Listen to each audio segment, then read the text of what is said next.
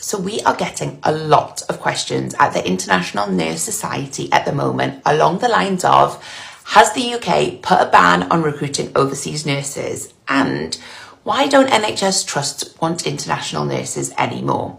And I know that there are a lot of stressed out nurses out there who have passed their English language tests, they've passed their CBTs, and they don't want their documents to expire. So what's going on?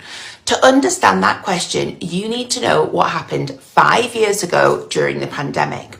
The UK's then Prime Minister, Boris Johnson, pledged that he would recruit 50,000 new nurses to the UK within the next 3 years. So how is he going to achieve it?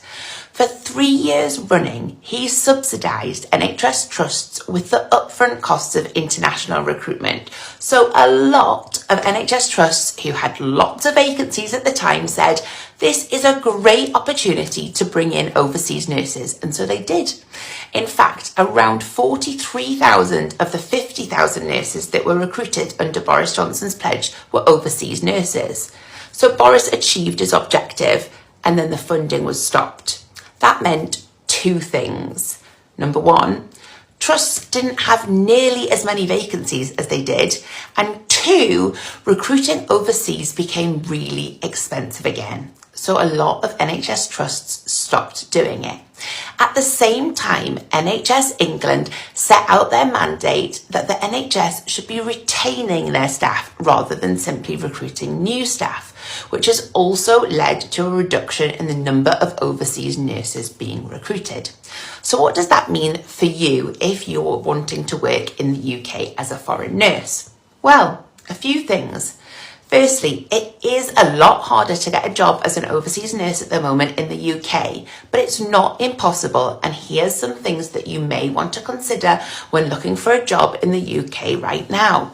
Number one, NHS England has stopped funding for overseas nurses, but NHS Wales hasn't. There are definitely still hospitals in Wales that are recruiting internationally. Number two, it is easier to get a job in the private UK healthcare sector right now. Think private hospitals, nursing homes. One thing that you might want to check is whether they're on the UK sponsor list, which means that they have the right to employ staff internationally. You can check that on the UK Home Office website. And number three, if you have a skills speciality, there are definitely still niches in the UK that have higher numbers of vacancies, particularly mental health roles and theatre positions. And just to reassure you, if you really have your heart set on the UK, is that recruitment cycles like this in the world of international